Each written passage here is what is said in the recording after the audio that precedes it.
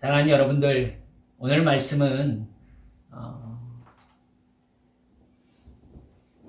기독교가 일반 종교와 어떻게 다르며, 그리고 우리 교회 혹은 기독교 안에 일반적인 종교 요소가 어떻게 들어와 있는지를 정확하게 깨닫고 우리의 영적인 주소를 점검하는 시간이 되시기를 바라는 마음으로 여러분과 말씀을 나누고자 합니다. 사람을 종교적 존재라고 합니다. 사람만 종교를 가지고 있지요. 여러분, 그럼 왜 종교를 가질까요? 그 질문은 사람이 종교를 통해서 무엇을 얻고자 하는가? 라는 것을 살펴보면 쉽게 알 수 있을 것입니다. 일단 그렇게 얘기하려면 종교가 무엇이냐? 라는 질문까지 올라가게 되거든요.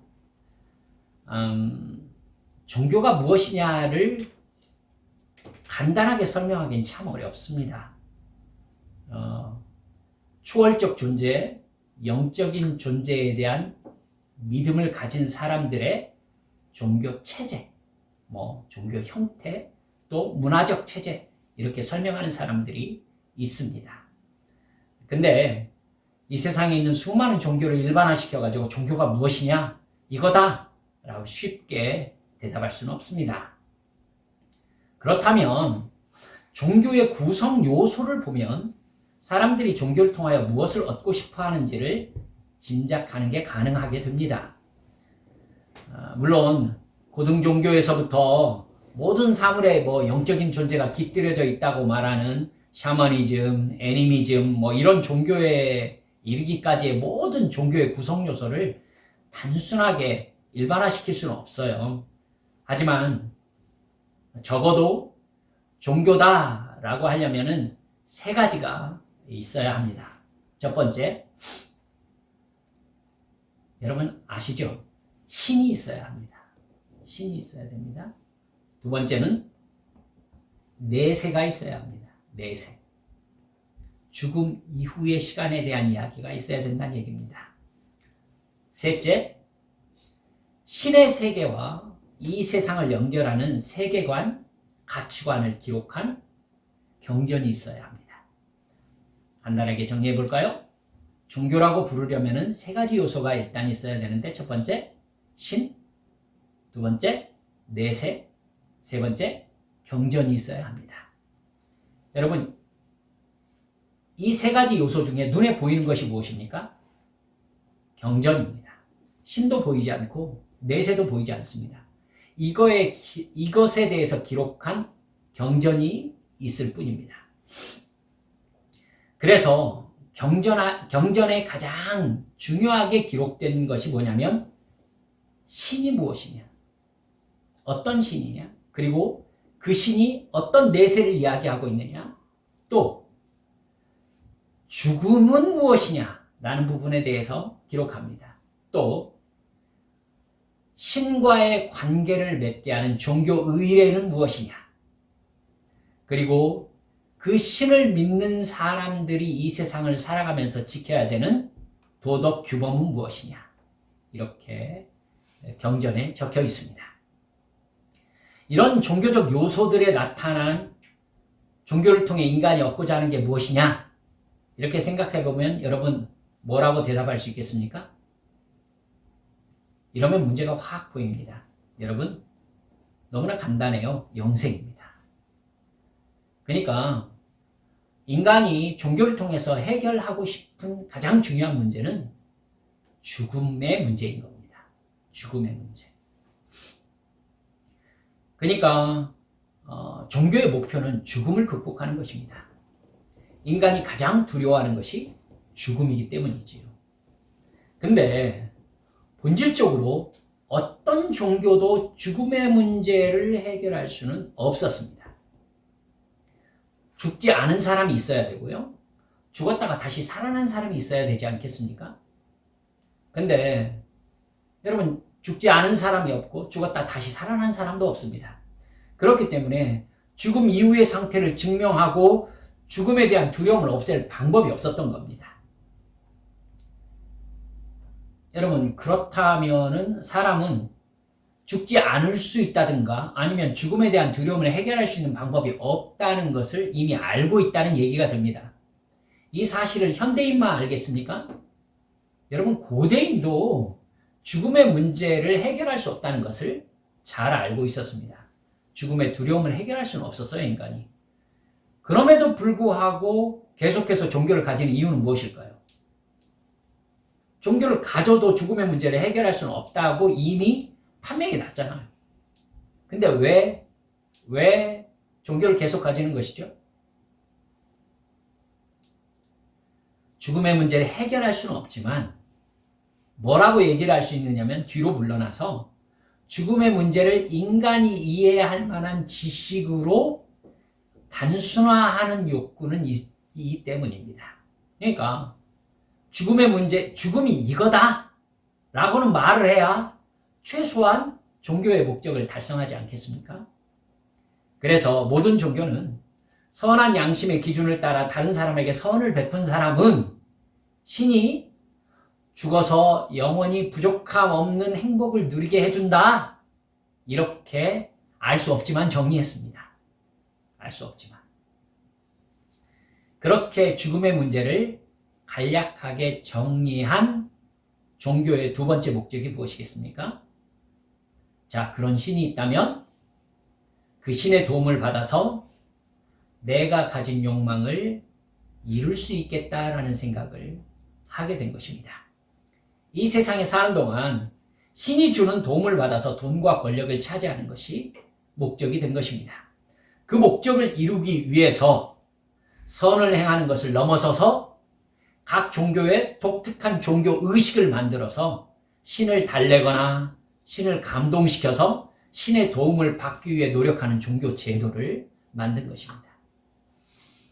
이런 종교가 신의 도움을 받아서 자기의 뜻, 자기의 욕망을 이룬 사람으로 보는 존재가 있었어요. 누구겠습니까? 아시죠? 왕입니다. 왕. 인간은 누구나 돈과 권력을 가지고 다른 사람 위에 있고 싶어하는 욕망을 가지고 있잖아요. 그러니까 신에게 나가가지고는 신에게 나에게 복을 주소서 라고 하는 것의 최종 목적을 달성한 사람이 왕이 되는 것입니다. 이걸 잘 아는 왕은 자기 권력을 누가 줬다고 하겠어요? 신이 줬다고 하겠죠. 그러면은 무슨 유익을 얻을 수 있습니까? 자기에게 대항하는 사람들은 신에게 대항하는 사람이 될 수 있잖아요. 그래서 신의 배경을 통해서 자기의 권력을 보호할 수 있게 되었습니다. 그래서 이 세상의 모든 권력자들은 자기가 섬기는 신과 자기를 동일시할 수 있는 도구들을 만들었는데 엄청난 종교 건축물들입니다.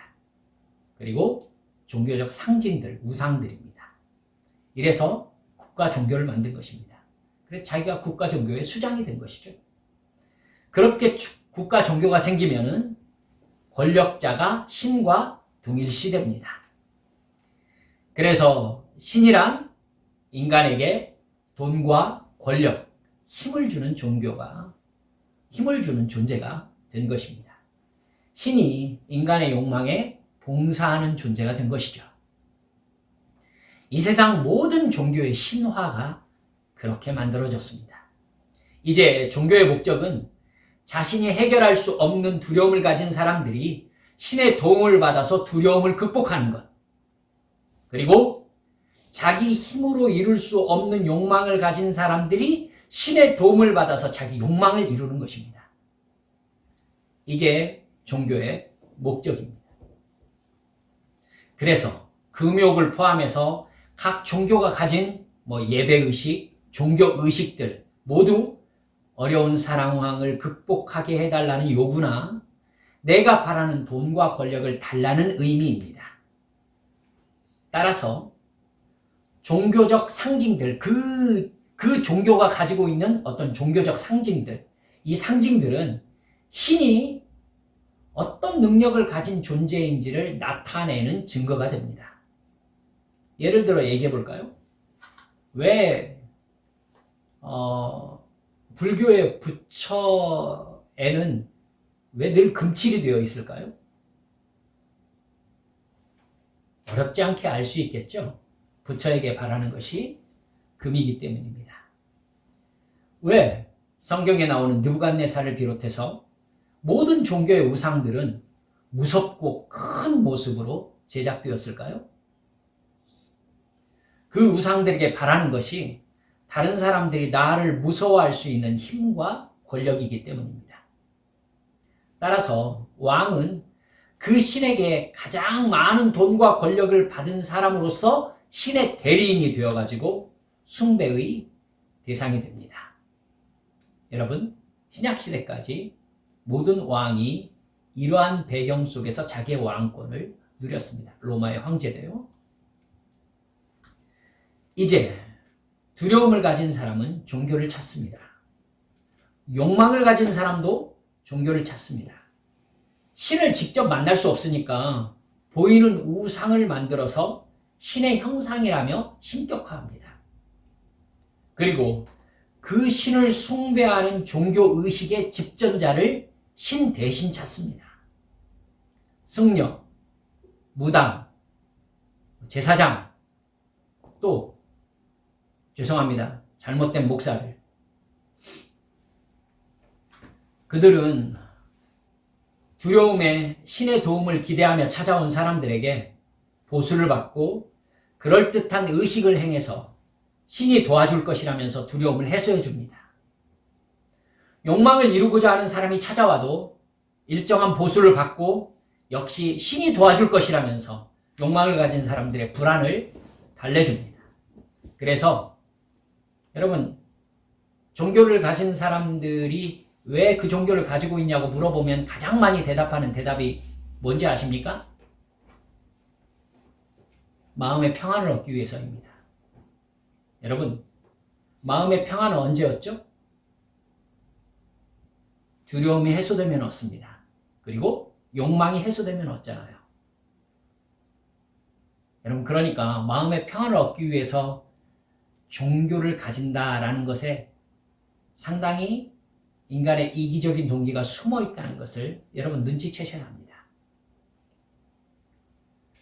종교 의식의 집전자들은 말이 좀 거칠 수 있겠습니다만 인간의 두려움과 욕망에 기생하는 존재들입니다. 그들이 여러분 이 종교 의식의 집전자들이 돈과 권력을 자기가 세상에서 누리려고, 즉 신도들에게서 돈을 많이 벌고 신도들 위에 자기의 영향력을 확대하려고 마음먹는다면 어떠한 태도를 취하게 될까요? 신의 저주와 분노에 대해서 강하게 설교해가지고 신도들이 두려움을 가지게 하겠죠. 신도들이 두려움을 심하게 가질수록 자기에 대한 의존도가 높아질 테니까요. 또 인간의 욕망을 부추기는 꿈과 비전을 가져라 라는 그런 이야기를 많이 해가지고는 신이 나에게 이걸 해줄 수 있구나 라는 걸 강조해가지고 신의 도움을 받으면 소원을 이룰 수 있다고 자꾸 얘기하겠죠. 그래서 오히려 욕망을 버리라고가 아니라 욕망을 부추기게 할 것입니다. 그러면 신을 더 잘 찾아 나오고 자기의 영향력이 더 확대될 것입니다. 그러면 신에게 바치는 재물을 자기가 차지할 수 있겠지요. 이런 종교 기술자들은요, 자기를 추종하는 어리석은 사람들을 모을 수 있습니다. 왜냐하면 두려움과 욕망이 없는 사람은 없기 때문이지요. 솜씨 있는 종교 기술자들은 자기를 찾아온 사람들의 두려움과 욕망을 해결해주는 종교적 의식을 행해주고 돈과 권력을 취하면서 계속해서 자기를 의존하게 만들 수 있는 방법을 찾습니다. 종교 의존 상태가 되어야 계속해서 돈과 권력을 얻을 수 있기 때문이지요. 여러분, 그 목적으로 고대 종교부터 신도들에게 제공했던 것이 무엇이냐면은 마약과 성적 쾌락이었습니다. 그래서 거의 모든 고대의 종교로부터 찾아낼 수 있는 흔적들이 뭐냐면은 남자와 여자 신전 창기가 있었습니다. 즉 몽롱한 상태에서 마약에 취해서 신의 계시를 받게 하는 그 부분, 그리고 난잡한 성적인, 그들은 축제라고 하지 않습니까? 성적 타락. 신전에서는 성스러운 행동으로 미화되었던 행동들입니다. 두려움과 욕망을 가지고 신을 찾은 사람들은 신전 제사장과 신전 창기들이 제공하는 마약에 취하고 난잡한 성적 타락에 빠져서 중독 상태가 되어갔습니다. 그들은 놀랍게도 신의 추종자들이 될 수밖에 없었지요. 신전이 제공하는 이런 구체적인 욕망 충족 장치에 빠져서 마약처럼 종교에 의존하게 된 것입니다. 이런 세상 종교 개념과 완전히 다른 종교가 바로 순전한 기독교입니다.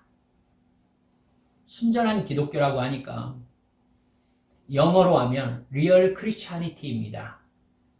이게 오히려 더 이렇게 강한 개념으로 와 닿는 분들이 계실 것입니다. 순전한 기독교. 진정한 기독교는 어떤 종교에서도 말하지 못하는 이 세상과 인간이 어떤 목적으로 존재하게 되었는지를 이야기합니다. 이 세상이 어떻게 존재하게 되었는지, 인간은 무슨 목적으로 존재하게 되었는지, 또 존재하게 한 신은 누구인지를 진정한 기독교는 거침없이 말합니다. 따라서 인간의 죽음에 대한 두려움을 기독교는 거침없이 해결합니다. 이 세상은 신이신 여호와 하나님이 자신의 존재와 능력과 사랑을 나타내기 위해 지으셨으며 인간과 사랑의 관계를 나누기 위해서 인간을 만드셨다. 이렇게 말합니다. 인간이 여호와 하나님의 말씀에 불순종함으로 인간은 육체와 영혼의 영원한 죽음을 맞이하게 되었다라고 죽음을 설명합니다. 그런 인간을 사랑하신 하나님이 죄 없는 아들이신 예수 그리스도를 인간이 되게 하시고 인간 대신 십자가에 죽게 하시고 부활하게 하심으로 죄 문제를 해결하셨다라고 말씀합니다. 이제 누구든지 그 사실을 믿고 내가 죄인임을 고백하며 하나님의 뜻에 순종하는 하나님의 자녀로 거듭나면 그는 육신의 죽음 이후에 천국에서 영원히 사는 생명을 받는다라고 복음으로 우리에게 너무나 클리어하게 얘기합니다. 하나님과 영원한 사랑과 행복을 누릴 수 있다. 내세에 대한 소망을 분명하게 확정합니다. 그런 하나님의 자녀는 예수 그리스도의 십자가 대속의 죽음과 부활을 믿어서 하나님의 자녀가 되었음을 확신하며 사는 하나님의 자녀들은 이 세상에서 하나님의 영이신 성령의 도우심을 받아 하나님을 사랑하고 이웃을 사랑하라 하나님의 말씀에 순종하는 삶을 살게 되어 있다는 것입니다. 천국을 기다리며 하나님을 예배하고 이웃에게 영생의 복음을 전하는 것이 하나님의 자녀의 삶의 목적이다. 이렇게 설명하시는 것입니다. 이렇게 진정한 기독교는 인간 존재의 시작과 목적과 해야 할 일과 죽음 이후까지 완벽하게 설명합니다. 왜 이렇게 기독교는 이 부분에 전혀 거침이 없을까요? 사실이기 때문입니다. 이렇게 성경이 말씀하시는 복음을 진정으로 믿는 사람들은 성령 충만하여 예수님을 사랑하고 하나님과 친밀한 사랑의 관계 속에서 감사와 행복으로 가득한 삶을 산다는 것입니다. 여러분, 이 사실에서 벗어난 기독교가 있습니까? 놀랍게도 있습니다. 일반 종교에 불과한 기독교의 모습을 보이는 곳이 있습니다. 하지만 분명히 말씀드립니다. 우리 한빛 성도들은 알고 계시죠? 그건 기독교가 아닙니다. 이름만 기독교일 뿐 인간의 존재의 의미와 죽음과 영생이나 천국이나 예수 그리스도 십자가 대속의 죽음과 부활, 성령 충만, 이것은 그들의 관심이 아니기 때문입니다. 그들이 교회에 나와서 하나님이라는 신에게 드리는 예배와 기도와 찬양과 헌신이라는 이 종교적 의례, 종교 의식, 그것의 목표가 무엇입니까? 그저 고난과 병으로 대표되는 두려움을 해소하고 싶을 때일 때 너무나 많습니다. 또한 돈과 권력을 차지하고 싶은 욕망을 이루어달라는 소원을 빌고 싶은 그거에 불과할 때 참 많습니다. 여러분, 여기에서 멈춰 있는 모든 종교의 가르침은 여러분 인간의 욕망의 투영일 뿐입니다. 진리가 될 수 없지요. 인간의 존재 의미를 설명할 수 없습니다. 또 죽음에 대한 해답을 줄 수도 없습니다. 죽음에 대한 해답을 줄 수 없다는 것은 역으로 삶에 대한 해답 역시 줄 수 없다는 뜻이라는 것을 깨달으셔야 합니다. 그 사람들에게 종교의식의 집전자들, 목사를 비롯해서 뭐라고 해줘야 될까요? 하나님이 당신을 사랑하십니다. 하나님께서 당신이 두려워하는 문제를 해결해 줄 것이니 교회와 목사에게 충성하십시오. 설득력 있게 얘기해 줘야 되겠죠. 당신을 사랑하시는 하나님이 당신이 바라는 소원을 이루어 줄 것이니 교회와 목사를 잘 섬기십시오. 이렇게 얘기해 줘야 되겠죠. 두려움이 많은 사람일수록, 욕망을 많이 가진 사람일수록 종교의식을 더 많이 행하겠죠. 그들에게 목사는 언제나 기적을 행해 주시는 하나님을 설교해야 할 것입니다. 이렇게 하면은 이런 기적이 일어날 것입니다. 왜 그래야죠? 그래야 만족하기 때문이죠. 여러분, 죄송합니다. 그것은 세상 종교의 신전 제사장과 신전 창기의 역할이었음을 잊지 말아 주시기 바랍니다. 우리 한빛 성도들은 이 부분에 대한 개념이 분명하게 잡혀 있으셔야 됩니다.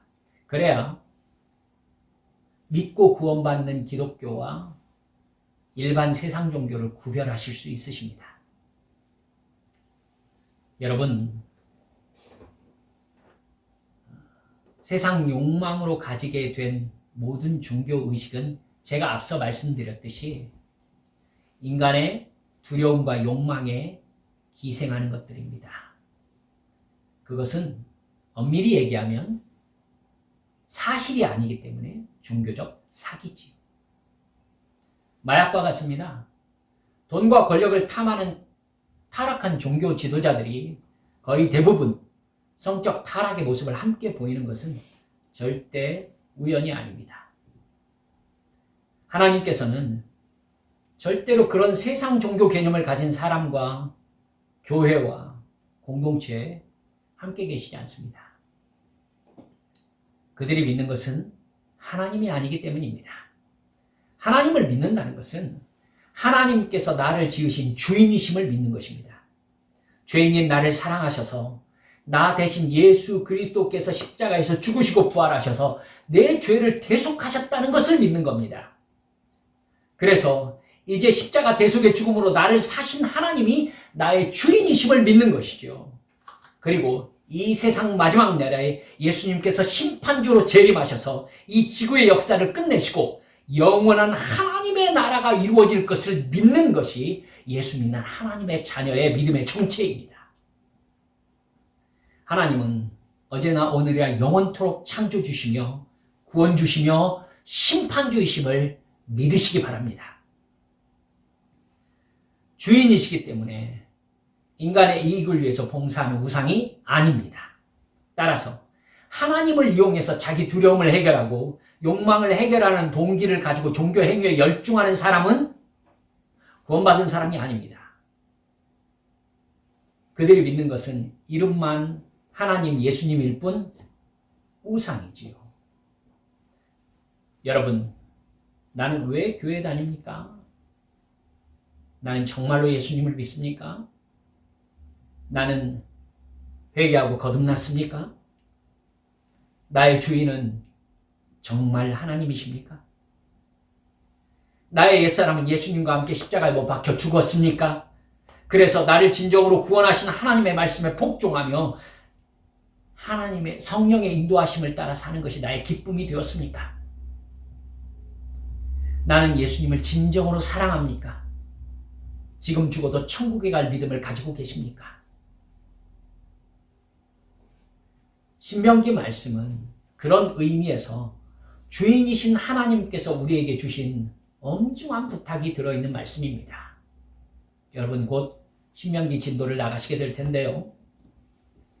읽으시면서 이스라엘 민족의 상황과 우리들의 현재 상황을 지혜롭게 연결할 줄 알아야 이 말씀이 지금 나에게 무슨 말씀을 하고 계시는지를 분별하실 수 있습니다.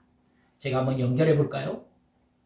세상에서 가장 강한 나라였던 이집트에서 430년간 노예 생활을 해왔던 출애굽 1세대의 삶. 여러분, 이스라엘 민족의 삶, 이것은요, 내 옛사람이 죄와 사망의 감옥에 갇혀서 내 육신의 욕망을 만족시키기 위해 살았던 삶을 이야기하는 것입니다.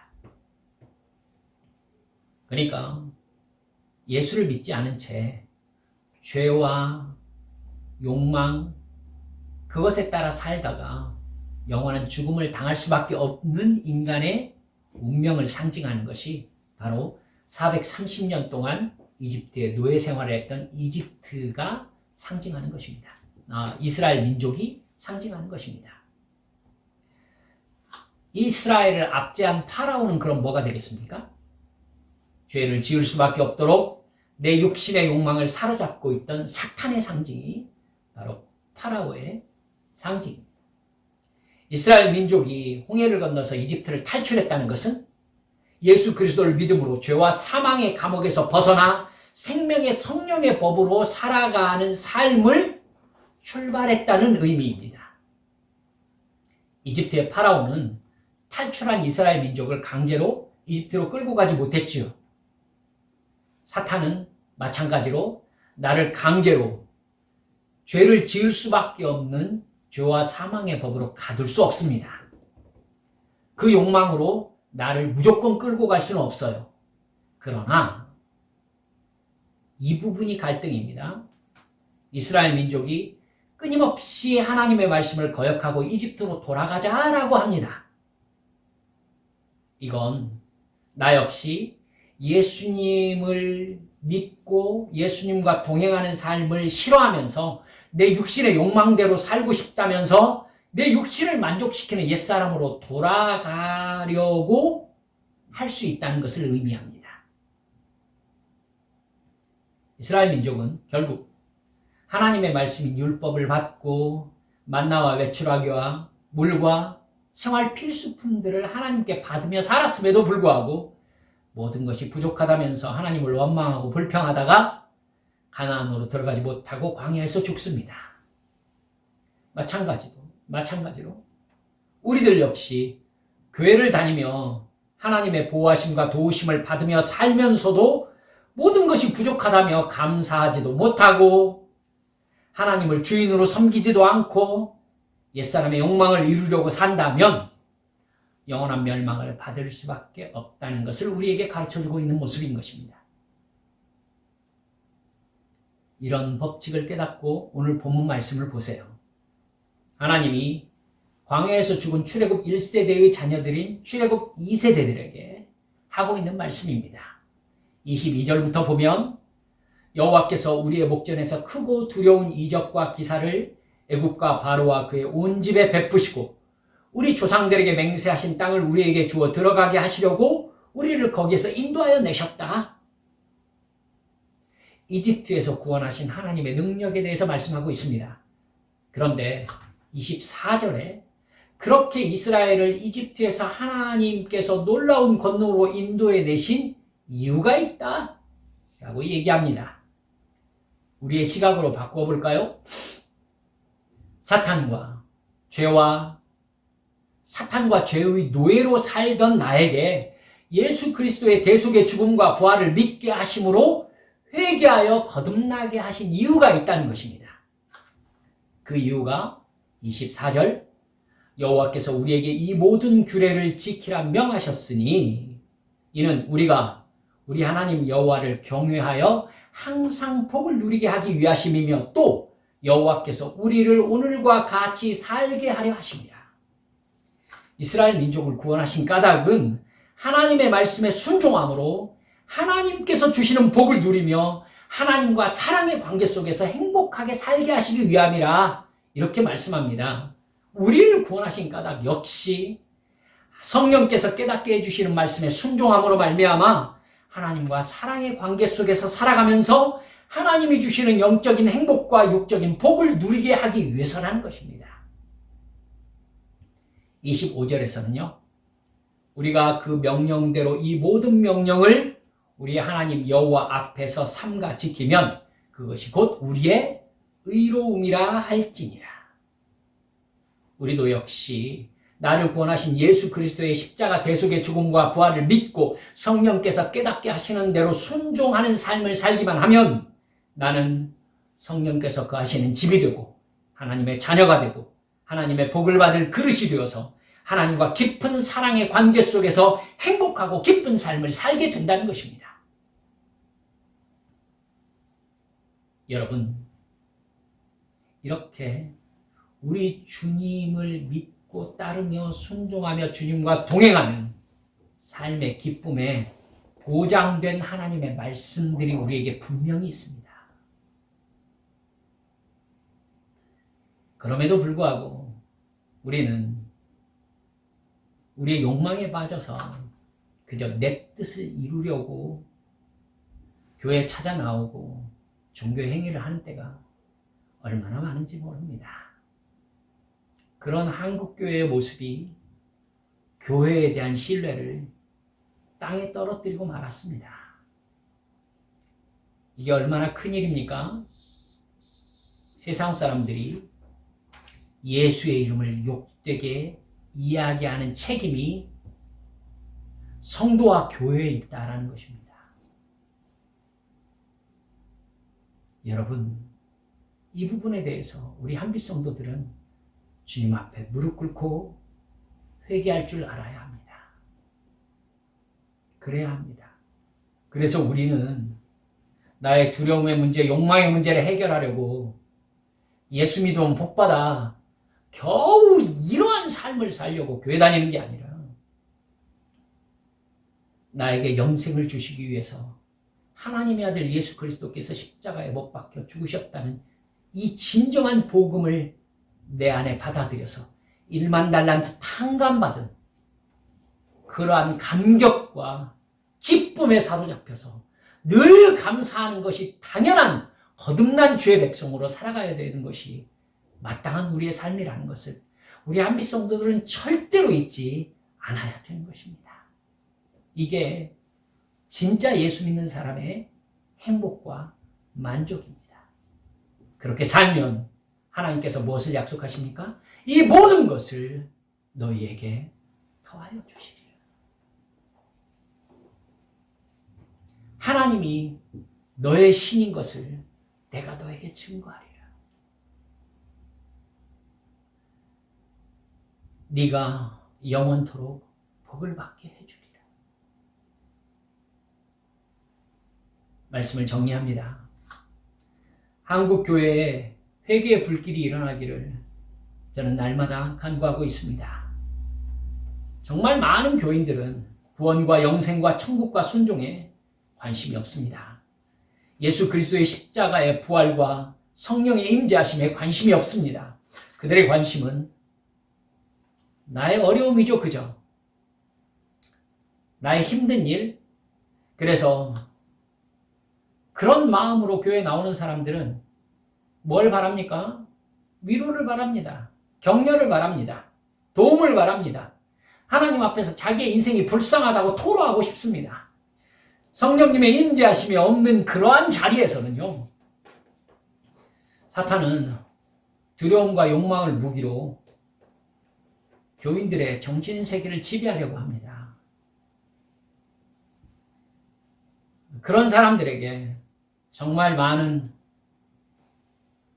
종교 지도자들은, 저 같은 목사들은 십자가 대속의 죽음과 부활과 회개와 거듭남의 복음을 선포하지 않습니다. 내적 치유와 성공의 법칙들과 심리학적 공감과 건강에 대해서 강의하면서 당신 잘못이 아니라고, 그러면서 자존감을 세워주려고 합니다. 감성적인 멜로디와 위로의 가사를 담은 노래를 부르게 하면서 당신 잘못이 아니라고, 당신이 힘들어할 때 하나님께서도 당신 곁에서 울고 계신다고, 이런 해괴한 얘기를 합니다. 하나님께서 나를 사랑하셔서 나에게 해주실 수 있는 것이 나와 함께 우시는 것이라면 저는 절대로 하나님을 믿지 않을 것입니다. 저는 그런 하나님이 필요하지 않습니다. 그렇기 때문에 저는 한빛 성도들에게 한 번도 그런 종류의 설교를 해본 적이 없습니다. 하나님이 우리가 힘들고 어려울 때 우리 곁에 오셔서 같이 울어주는 것이 하나님이 해주시는 일입니까? 아이고. 여러분, 그런 이야기나 노래들은 신전 창기들이 신도들에게 하는 짓입니다. 제가 너무 거칠게 이야기하는 것 같지만, 여러분, 제가 지금 감정적으로 거친 말을 쏟아내고 있는 것이 아니라는 것을 여러분 이해해 주셨으면 좋겠습니다. 그런 마음으로 교회에 나오면 그런 사람들에게 십자가는 없지요. 회개는 없을 것입니다. 따라서 구원도 없습니다. 그렇게 내가 바라는 감정적 공감이나 위로를 구하는 사람들의 마음은 적나라하게 말하면 육신의 욕망에 사로잡혀 있을 뿐입니다. 그 사람들이 왜 상처받고, 왜 힘들고, 왜 어렵고, 왜 위로를 받고 싶을까요? 여러분, 자기 마음대로 되지 않기 때문 아닙니까? 돈도 없고 권력도 없어서 내 이익을 지킬 방법이 별로 없기 때문 아닙니까? 즉, 그 사람들이 위로해 주세요라고 위로를 받은 다음에 그 다음에 하고 싶은 말이 뭐겠습니까? 나에게 돈과 권력을 주셔서 이러한 상처와 고난을 받지 않도록 해주소서라는 기도로 바뀔 것입니다. 여러분 아시겠죠? 즉, 두려움과 욕망은 동전의 양면처럼 하나라는 이야기입니다. 사랑하는 한빛 성도 여러분들이요, 우리 예수 그리스도의 십자가 대속의 죽음과 부활 앞에 정직하게 나 자신에게 한번 물어봅시다.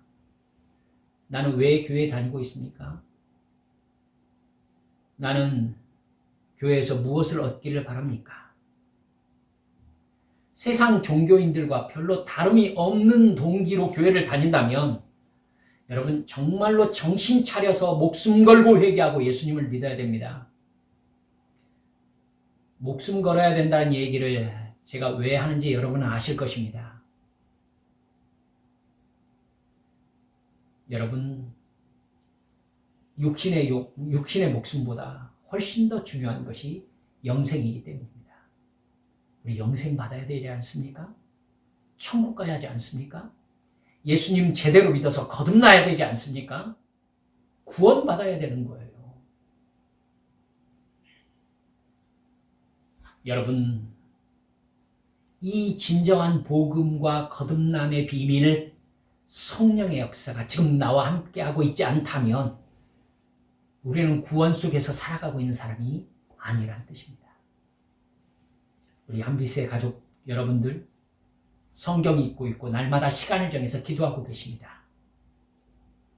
무엇을 위하여 기도하고 무엇을 위하여 성경을 읽는지 우리 다시 한번 점검합시다. 벌써 설날이 지났습니다. 이제 제주도에서는 꽃이 피고 있더라고요.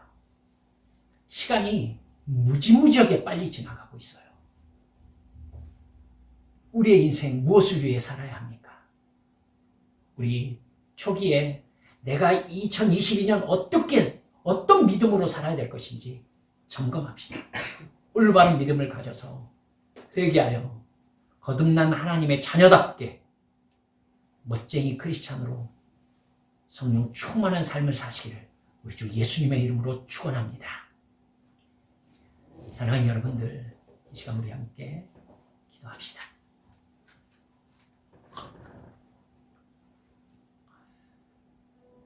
우리 성도님들과 함께 정말 기독교가 무엇인지, 또 일반 종교는 어떠한 동기로 진행되는지 이렇게 여러분들과 함께 살펴보았습니다. 여러분도 아시다시피 교회 안에 일반 종교의 목적이 물밀듯이 돌아와 있어요. 그래서 교회에서 십자가가 사라지고 있습니다. 제대로 예수 믿지 않으면 여러분 구원받지 못한다는 것 잊지 마세요. 우리는 일반 종교인들이 될 수 없습니다. 마지막 주님의 심판대 앞에서